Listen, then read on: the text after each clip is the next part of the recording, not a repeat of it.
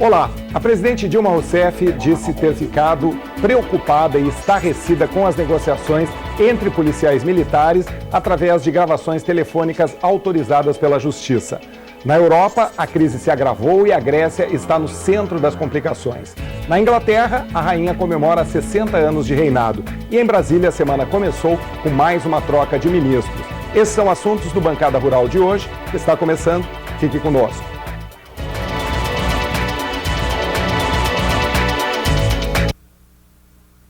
E a gente começa o programa apresentando os nossos convidados, comigo aqui em Porto Alegre, o advogado, consultor jurídico, Dr. Ricardo Alfonsin. Tudo bem, doutor Ricardo? Tudo bem? Tudo bem.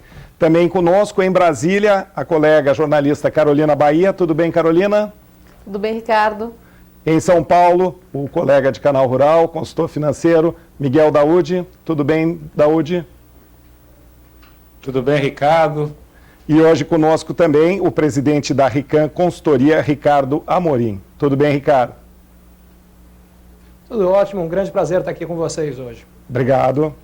Bom, e a semana começou com mais uma troca de ministros. No Ministério das Cidades, Aguinaldo Ribeiro assumiu a pasta no lugar de Mário Negromonte. A posse teve a presença de ministros, políticos e autoridades. Em seu último discurso como ministro, Mário Negromonte fez questão de dizer que não cometeu nenhuma irregularidade à frente do Ministério das Cidades. Mário Negromonte foi o 7º ministro a deixar o governo Dilma após denúncias de corrupção. E o novo ministro também já enfrenta denúncias, uma delas de que possui empresas não declaradas à Justiça Eleitoral. Mudanças também nas secretarias de Política para a Mulher, e a socióloga Eleonora Menicucci de Oliveira é a nova titular da pasta, no lugar de Irini Lopes. Eleonora foi companheira de cela da presidente Dilma Rousseff nos anos 70, durante a ditadura militar. Carolina Bahia, como é que repercutiu todas essas trocas aí em Brasília? Mais uma troca, é o 7º ministro ou já o 8º? É o 7º ministro na troca por corrupção. Saiu o Negromonte, então é o 7º a cair por corrupção, e é o 8º na troca porque no ano passado o Nelson Jobim deixou o governo Dilma, não sob acusação de corrupção, mas porque disse algumas coisas que não agradaram muito a presidente Dilma. Mas, enfim, essas trocas que você citou aí, Ricardo, elas fazem parte da tal da reforma ministerial. Uma mini-reforma, uma reforma muito sem brilho, que está acontecendo aos poucos, na medida em que a presidente Dilma vai negociando esses cargos com o partido. Com exceção da Secretaria das Mulheres, que foi uma escolha pessoal da presidente, não teve negociação com o partido. Pelo contrário, desagradou muito uma corrente do PT que gostaria de continuar na pasta. Então, no caso dessa secretaria, como a gente diz aqui em Brasília, ela é uma escolha da cota da presidente. No caso do Ministério das Cidades, foi diretamente negociado com o Partido Progressista. Sai Mário Negromonte, que é um deputado federal do PP, e entra um novo ministro, que também é deputado federal pelo PP. Ele entra com essas acusações de irregularidades, deu explicações, chega um pouco desgastado, mas traz com ele um elemento que o Palácio do Planalto queria muito, que é a garantia de união, de unidade das bancadas do PP na Câmara e no Senado. Por que isso é importante para o Palácio do Planalto? Porque com isso o Palácio quer garantir votos no Congresso Nacional para projetos de seu interesse, como, por exemplo, a aprovação do Fundo de Previdência para os Servidores, que é o primeiro item da pauta, já está produzindo bastante polêmica dentro do Congresso Nacional. Partidos aliados não estão fechados com o governo nesse projeto, mas o PP, sim, está garantindo votos para o Planalto, porque ganhou o ministério que tanto queria, manteve o ministério que tanto queria manter. Tá certo. Carolina, até porque no dia 6 temos a votação do Código Florestal, agora já definida a data. Sim, e outra dificuldade, né, Carolina? Previsão, né? Previsão. Vamos com calma. E qual é a dificuldade que está havendo, Carolina, na questão do Ministério da Agricultura, que tem a Conab, que toda semana vem este assunto e não se altera. Vai se conhecer o nome do presidente e nada. E as outras alterações. E também o Ministério do Trabalho, que tem o candidato certo aqui, o gaúcho Vieira da Cunha. Vieira da Cunha, que foi do PDT junto com a presidente, no tempo que ela era do PDT aqui. Quem sabe vem alguma rusga do passado, aí do tempo do PDT aqui. Então, Ricardo, são dois pontos envolvendo partidos aliados, partidos pequenos, mas que são aliados da base do governo. Vamos começar pela Conab, que é fundamental essa mudança na cúpula da companhia para o bom andamento das políticas agrícolas, um assunto que nos interessa diretamente. O ministro Mendes Ribeiro já anunciou, já disse que o atual presidente está praticamente demitido, que haverá essa troca na cúpula. Por que ela não acontece? Porque hoje a Conab está sob o comando do PTB e o PTB está esperneando. Não quer deixar essa vaga sem ter outro cargo já engatilhado. E por que essa irritação toda? Porque ele também já perdeu a presidência da Casa da Moeda. Nós acompanhamos aí todos a questão, o escândalo envolvendo o presidente da Casa da Moeda, que foi demitido por denúncias de corrupção. Ele era ligado ao PTB e agora também o presidente da Conab, que será afastado, é ligado ao PTB. Então é uma questão de ajuste político, isso está nas mãos da articulação política do Palácio do Planalto. É uma pena que demore tanto, que atrase a vida de assuntos importantes para o agronegócio em função do interesse político. Outro ponto é o PDT, que hoje está no comando do Ministério do Trabalho e continuará no comando do Ministério do Trabalho. Mas a presidente Dilma ainda não decidiu, não bateu o martelo para o nome de Vieira da Cunha, deputado federal do Rio Grande do Sul, porque o PDT não está entregando ao Palácio do Planalto a unidade essa da qual eu falei que o Partido Progressista entregou. O PDT está dividido entre dois nomes, Vieira da Cunha e Manuel Dias. Manuel Dias é presidente do PDT de Santa Catarina, um aliado de primeira hora, assim, unicarne, com o presidente nacional do partido, Carlos Lupe, que saiu do governo sob denúncias também de corrupção. Então, se a presidente atender um pedido da maioria do PDT e colocar Manuel Dias, no dia seguinte já haverá nos jornais aquela manchete, né? Lupe continua no Ministério do Trabalho, sob agora a figura de Manuel Dias. Na verdade, o que a presidente Dilma espera é que o PDT feche questão em torno de Vieira da Cunha e prometa a ela unidade total, garantia de apoio, de voto, se Vieira da Cunha chegar ao Ministério do Trabalho. Essa proposta ainda não aconteceu. Tá certo. Daúde. Ô, Ricardo, eu só queria observar o seguinte, essa questão da presidente Dilma em relação aos ministérios, nós falamos aqui um bom tempo, a Carolina colocou, mas em momento algum se comentou que há um projeto para o Brasil em torno desses homens ou mulheres que hoje estão nos ministérios. Quer dizer, isso nós voltamos a uma estaca, a uma estaca zero. Estou aqui com o Ricardo Amorim, ele poderá também nos ajudar a esclarecer. Eu acho que o que falta para o governo Dilma é um projeto de nação. Então, o que nós estamos vendo e vimos até agora foi um acordo partidário para sustentação no poder. Não sei o que você acha. Olha, Daúde, se eu pudesse reforçar o teu ponto, eu acho que o que está acontecendo é que a presidente Dilma, de uma certa forma, acabou com a verdadeira herança maldita, só que política. Quer dizer, o que significa na prática é que ela herdou uma série de ministros, e não só ministros, mas mesmo nos outros escalões, boa parte da equipe que por questões políticas ela tinha dificuldade ou não podia mexer, e na realidade os casos, as acusações de corrupção criou uma série de oportunidades de se fazer reformas que sem ela seriam muito difíceis. Então eu acho que a presidente Dilma pouco a pouco está conseguindo dar uma marca um pouco mais própria no governo. E sobre vários aspectos, não só de substituição de nomes, mas aparentemente com um foco um pouco maior na questão administrativa e menos política. A questão que fica é qual o custo político que isso pode ter nas negociações com o Congresso para aprovação de uma série de projetos importantes que ainda precisam ser votados, como o próprio Código Florestal e eu diria, em particular, a questão da regulamentação da reforma da Previdência do setor público. Hoje esse é o maior buraco de perda de fundos públicos, gera um déficit anual de esse ano, de quase 70 bilhões de reais. Se a gente resolvesse isso, sobraria muito dinheiro para investimento em infraestrutura, redução de juros, redução de carga tributária, ajudaria toda a economia brasileira e, em particular, o próprio agronegócio. O que a gente percebe, Ricardo, é que o que atrapalha o governo houve 9 ministros, né, 7 por corrupção ou 6 por corrupção e 2 sem corrupção. Agora, o que não se discute é exatamente o projeto do governo. Então, quer dizer, não é reforma ministerial, é simplesmente uma necessidade que a presidente tem para dar satisfação para a sociedade em função de corrupção no governo. Parece mais um remendo ministerial que efetivamente uma reforma. Exatamente. Da Dilma. E a gente segue falando de governo porque a presidente Dilma Rousseff anunciou essa semana que irá visitar os Estados Unidos entre 9 e 11 de abril.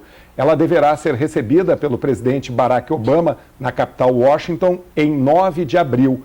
A informação foi confirmada na última terça-feira pela Casa Branca, sede do governo americano. O encontro servirá de oportunidade para acompanhar os progressos realizados nos campos de energia, economia e parceria global, temas que foram tratados na visita de Obama ao Brasil em março de 2011. Segundo nota da Casa Branca, as reuniões serão uma oportunidade de expansão dos laços comerciais, econômicos, educação e inovação entre os dois países. Depois de Cuba, então, agora Estados Unidos, a visita da presidente Dilma. Doutor Ricardo e o Daúde e Ricardo, o que vocês acham dessa visita? Ou será que Dilma vai contribuir com a campanha de Barack Obama? Olha, a minha impressão é que, de fato, ficou interessante o anúncio acontecer logo depois da chegada da visita a Cuba, que não é exatamente o maior aliado americano. Agora, inegavelmente, os Estados Unidos têm uma importância grande para a economia brasileira, do ponto de vista de negócios, e é importante que um ano depois dessa visita que houve do Obama aqui ao Brasil, que a Dilma, de fato, vá aos Estados Unidos e estreite o laço. Eu acho que está entre as visitas mais importantes que ela pode fazer. Na realidade, China e Estados Unidos hoje são os dois países que mais têm impacto na economia brasileira, do ponto de vista de investimento, transações comerciais, e é sempre bom estreitar os laços. Daúde. Ricardo, essa visita estava já programada, né? Foi um convite que o presidente dos Estados Unidos fez à presidente Dilma. Existem alguns acordos que devem ser afinados ou assinados, porque hoje os Estados Unidos têm a necessidade de mudar um pouco o seu eixo econômico para os emergentes. E o Brasil, sem dúvida nenhuma, é um que surge aí como uma grande oportunidade, num futuro de curto prazo, de tentar suprir, né, as necessidades de petróleo dos Estados Unidos, uma vez que hoje a Venezuela é bem problemática. Estima-se que após ou não a saída de Hugo Chávez, aquele país deve ter problemas seríssimos, e como o maior comprador de petróleo da Venezuela são os Estados Unidos, e isso pode gerar algum problema. Então, nesse entendimento que a gente ficou sabendo aí nos bastidores, é que está aí, Ricardo, essa questão do petróleo, do pré-sal, no sentido de tentar atender essa demanda americana. Daúde, se eu posso até reforçar o teu ponto, acho que tem uma outra questão importante, que é, por uma mudança da situação fiscal americana, hoje, ou mais cedo ou mais tarde, a gente vai ter que ter uma mudança da política de subsídio ao etanol que acontece na Flórida. Na realidade, nos Estados Unidos, como todo, o etanol à base em particular o etanol à base de milho, e isso vai abrir mais cedo ou mais tarde um mercado significativo para exportações brasileiras. Eu não acredito que isso já aconteça agora, exatamente em função do ciclo eleitoral americano e da importância do eleitorado da Flórida, que é contra essa medida, em Michigan a mesma coisa, e por consequência acho que eles vão tentar empurrar isso com a barriga. Mas muito provavelmente, após as eleições, o que a gente vai ver vai ser uma abertura do mercado americano às exportações brasileiras de etanol. E isso é bastante importante para o nosso agronegócio. Hoje, praticamente, juridicamente ela existe, mas o fato que você coloca em função de que nós não temos etanol, né, Ricardo? Quer dizer, tem uma questão é a gente poder, outra é a gente conseguir. Exatamente. Então é complicado, né? Daúde, nós buscamos... Daúde. Pois não, fala, doutor Ricardo. Ô, doutor Ricardo Afonso, diga. Hoje nós estamos com o Ricardo Afonso. Não, hoje tu tá mal, Ricardo Amorim. Ficasse uma mal bela hoje. Dupla caipira, hein? Hoje você tá mal. 3 Ricardos contra você. Amorim, mas você canta, eu só fico mexendo a boca, porque eu sou incapaz de cantar. Mas essa semana aí do embaixador brasileiro colocou já, se antecipou essa questão dos subsídios, que o Congresso americano está por votar novamente, as câmaras estão já com a elaboração da nova política e há uma previsão de aumento dos subsídios americanos à agricultura. E o embaixador brasileiro já se antecipou e colocou um protesto do Brasil em relação a isso. Quer dizer, essa é uma discussão grande que vamos ter também. Provavelmente alguma coisa da Rio+20 vai entrar também nessa visita da presidente aos Estados Unidos.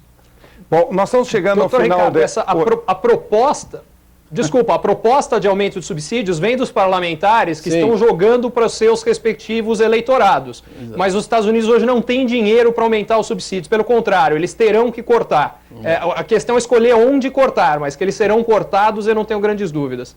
Tá certo. Nós estamos chegando no final do primeiro bloco, mas a gente tem um assunto que a gente tem que falar, que na Bahia a greve da Polícia Militar promoveu um caos na capital Salvador. Além da insegurança da população e também dos turistas, pessoas acabaram morrendo. Agora, o que chocou os brasileiros, além das mortes, é claro, foram as negociações para ações de vandalismo propostas por policiais e a extensão delas para outros estados além da Bahia. As conversas por telefone foram gravadas com autorização da Justiça e os grevistas falavam em queimar carretas e bloquear rodovias. A presidente Dilma Rousseff disse ter ficado estarrecida com o que viu. Doutor Ricardo, sem dúvida o que a gente viu foi muito grave. Né, porque a ordem jurídica está sendo rompida, está sendo desrespeitada, uma greve ilegal, e está se perdendo o controle. Né? Estamos aí à beira de um rompimento da ordem jurídica, não é possível. E isso com uma tendência a se estender para os demais estados brasileiros, há um estímulo em relação a isso.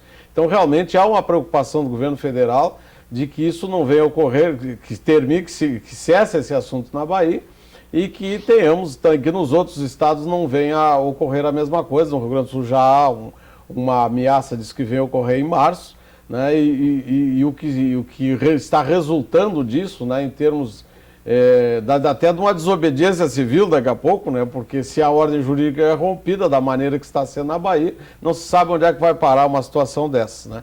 Então, realmente não é nada bom o que está se vendo lá na Bahia, precisa haver uma intervenção forte do governo. E os grevistas aproveitavam um momento frágil, né, que é justamente eles estenderiam para São Paulo e Rio de Janeiro, aproveitando esse período de carnaval. Daúde e Ricardo, sem dúvida, seria um caos, além do que já se viu em Salvador, né, a extensão o carnaval é semana que vem, a partir de sábado, dia 18, já temos carnaval em todo o país. Imaginem uma greve sem policiamento nas ruas do Rio de Janeiro, Salvador, qualquer capital brasileira, e com essa quantidade de turistas, além dos próprios brasileiros, né? Seria um caos, realmente, né? De fato, essa semana a gente já teve São Pedro brigando com São Paulo. Se além disso a gente for somar com uma questão de falta de policiamento, o caos provavelmente vai imperar.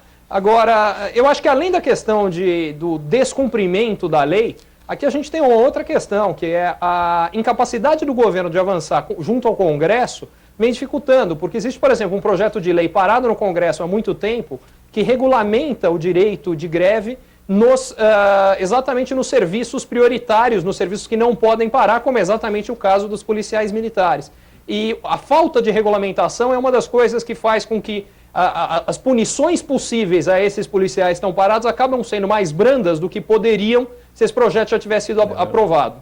Agora, tem uma coisa, Ricardo, que eu acho que quem procurou essa encrenca foi o próprio governo. Porque tudo isso está na PEC 300, né, que é a proposta de emenda constitucional, que o presidente Lula, num dado momento em que a sua candidata, a atual presidente Dilma Rousseff, estava um pouco indecisa em relação à possibilidade dela ser eleita, ele, demagogicamente, prometeu para a nação que criaria um piso para a polícia, né, e o piso seria o maior salário de uma região, que no caso é o Distrito Federal, que seria de 4 mil e pouco. Aí um deputado colocou uma proposta de emenda constitucional igualando, então, o piso dos policiais ao piso do Distrito Federal.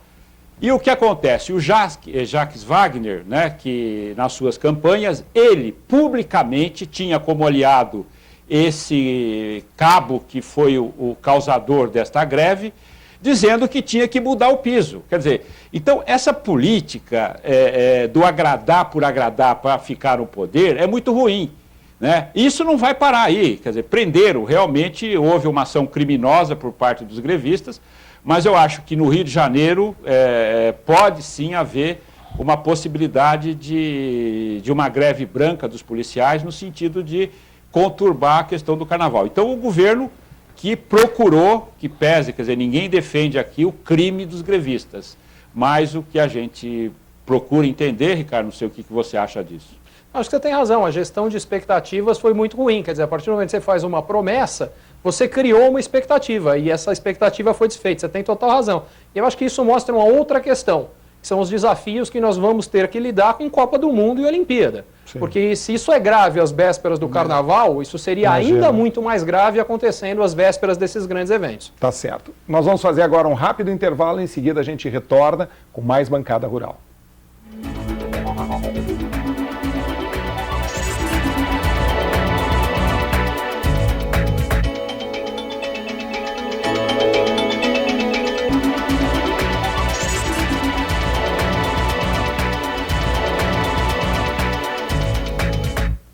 Estamos de volta com Bancada Rural e a gente começa esse bloco falando sobre Europa. Na Europa, a Grécia é o centro da crise econômica. Enquanto o país negociava com os credores internacionais a redução da sua dívida e um novo pacote de ajuda de 130 bilhões de euros, o risco de um calote cresceu e provocou o descontrole nas bolsas. Os comentários de que o euro iria sobreviver de qualquer maneira não ajudaram. O presidente da Comissão Europeia, José Manuel Barroso, afirmou que não quer a Grécia fora do euro. O governo grego deu um sinal positivo ao vender bem os seus títulos de 6 meses com juros mais baixos. Vamos aos economistas, né, doutor Ricardo, para ouvi-los sobre essa situação na Europa. O que vocês acham que mudou realmente, agravou a situação da Grécia? A Grécia corre o risco de ser extinta da zona do euro mesmo ou não? Olha, eu quero ouvir o Ricardo, porque você sabe que o Ricardo tem a sua consultoria Rican, que ele não tem tempo para nada, ele só faz palestra, consultoria, e o assunto recorrente é Grécia, né? Então ele deve estar super por dentro da Grécia.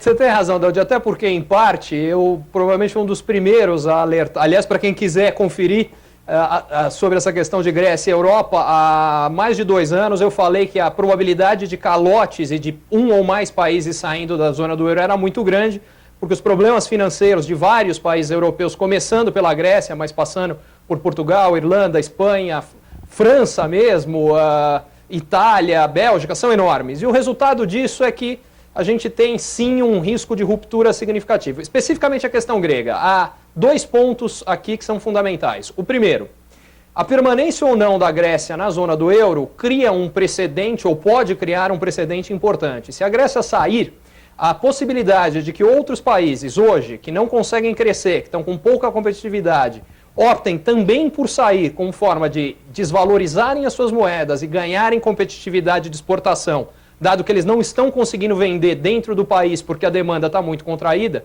passa a ser maior. E esse processo de saída pode gerar rupturas, crises e preocupações.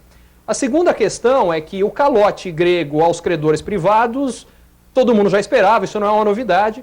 O que foi acertado nessa semana é que, além disso, a Grécia dará um calote no Banco Central Europeu, que também liberou uma série de fundos para a Grécia, e no Fundo Soberano, Fundo de Resgate Europeu.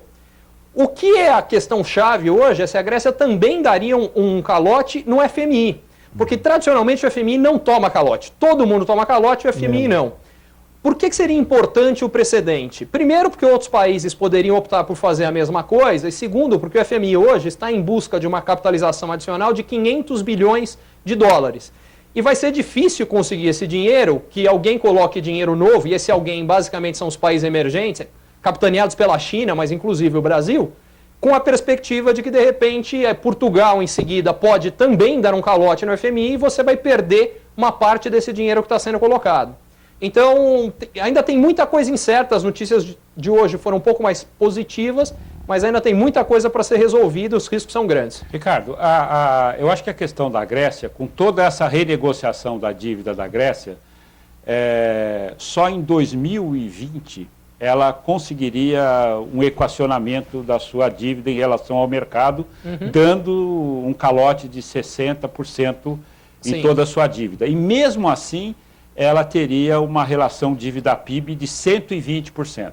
Então, mostra que a Grécia está insolvente. Quer dizer, então é inevitável que ela vai ter que realmente dar um calote, né?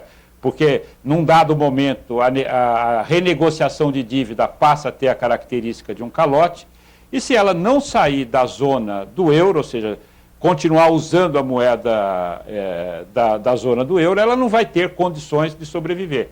Então hoje o grande problema que eu vejo, não sei se você concorda com isso, não adianta o governo chegar num acordo de corte, chegar num acordo de dívida. O fato é que o grego ele não vai se submeter a um regime de corte de gastos, a um regime